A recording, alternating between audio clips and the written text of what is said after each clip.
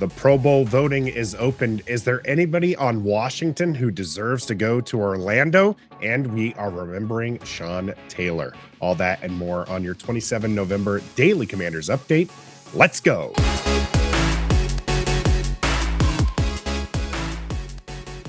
Greetings and salutations, and welcome to your 27 November Daily Commanders update here on Ref the District. I'm Nathan Perry, a part of the Believe Network, and you better believe that the holiday seasons are upon us. I even got this right over here, and you can head over to Bet Online and get yourself a little holiday bonus, a little welcome bonus by using the code BELIEVE, BLEAV, to get yourself started on Bet Online, either online or on your phone, as they have a mobile app. You can get betting on NFL action, NHL action, international soccer, UFC, you name it, they've got it. Get yourself started right by using that code BELIEVE, BLEAV. Bet Online, where the game starts. The Washington Commanders and NFL are remembering a Washington Redskin legend and Sean Taylor. It's been 16 years since he has left us. And make no mistake, he absolutely was legendary. Even if he didn't complete a full 4 seasons here in the Burgundy and Gold, he left us with a lot of memories, 2 Pro Bowls. And I guarantee you, if the NFL Top 100 existed when Sean was playing, he would have been on there, and he would have consistently been Washington's best player, as he was just that electric. Let us know in the comment section, if you're watching this on YouTube, what your favorite Sean Taylor memory is, or if you're listening to us on your favorite audio platform, reach out to us at Ref the District and let us know what that is.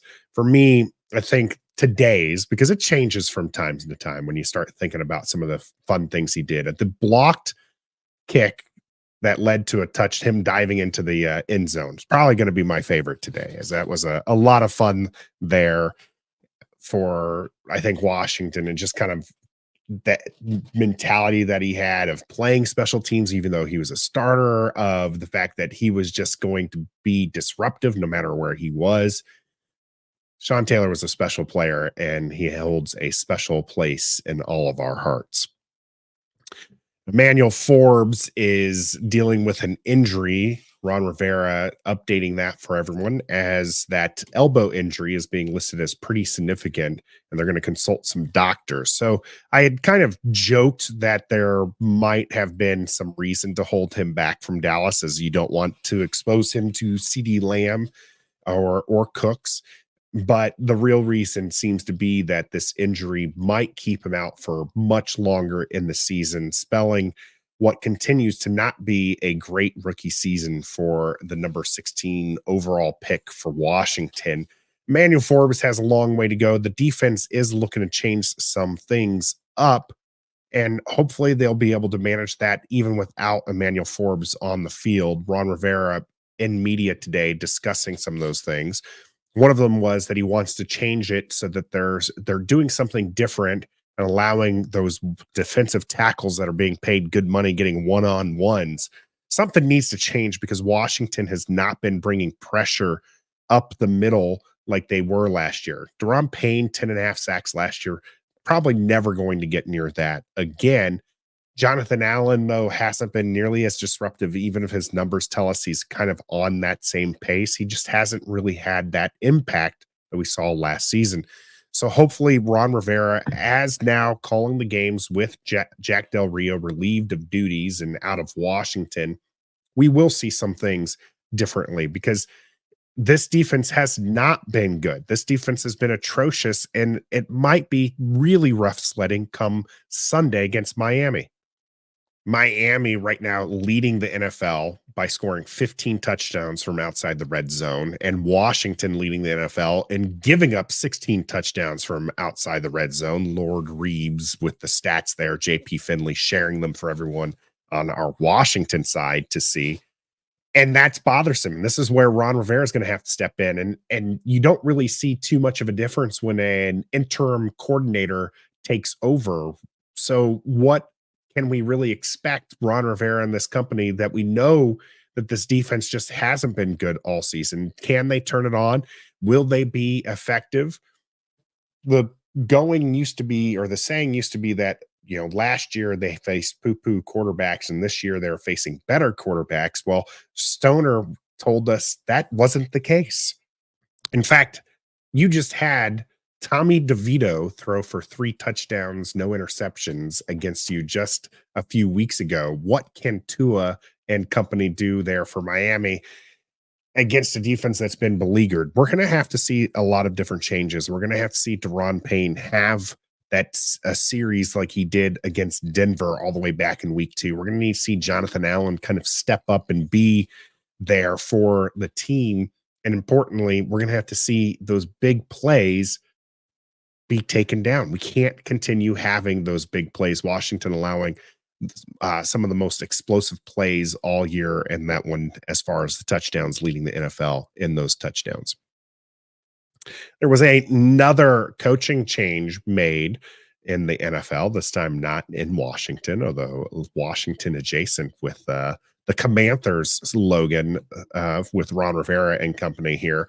And this is being brought up here on Ref the District's Daily Commanders Update because fans have been calling, and rightfully so, for some accountability against Ron Rivera.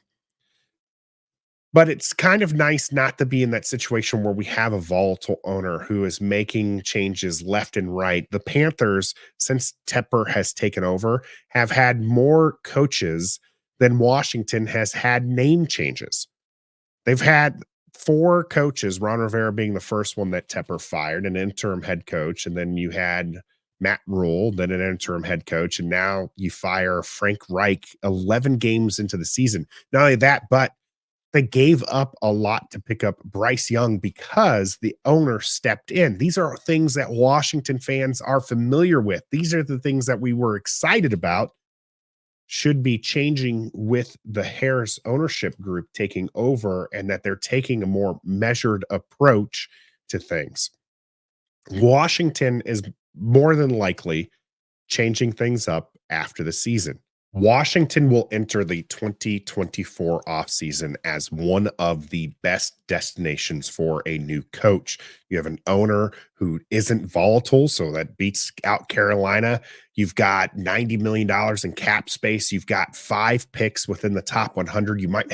You're guaranteed probably to have a top 10 pick. You might have a top 5 pick when all is said and done. You have 6 picks within, I think it's the first 120 picks in the draft. You're primed for a rebuild. You're primed for a quick turnaround rebuild that would guarantee you some success and some staying power as well. You were guaranteed a young QB with the upside, right? It's either going to be Sam Howell, or the new people are going to come in and they're going to say, we want our QB and we're picking in the top 10, so let's get him.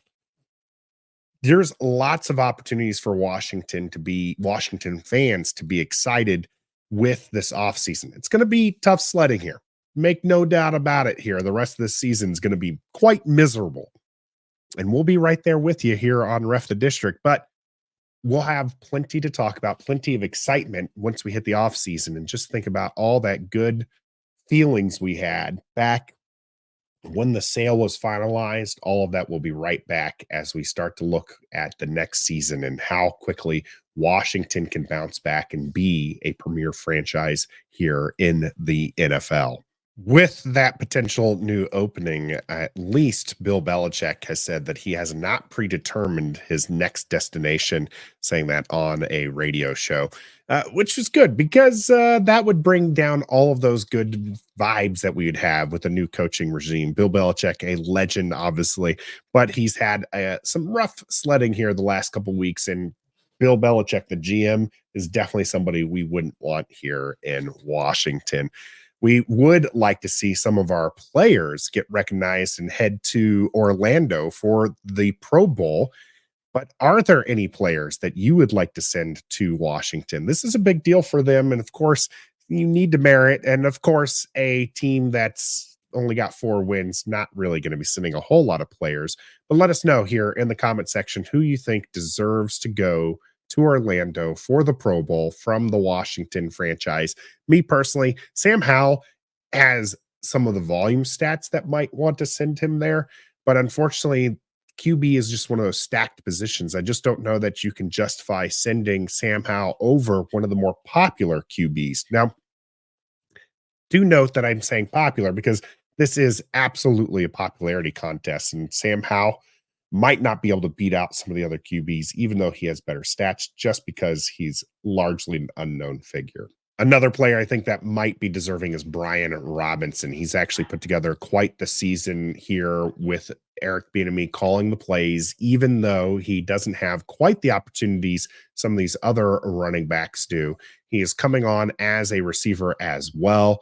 He might be able to sneak in, but again, it's going to take you to do that. So make sure you head out to the NFL page and make sure those votes happen. I'm Nathan Perry here on Ref the District for your daily Commanders update for 27 November.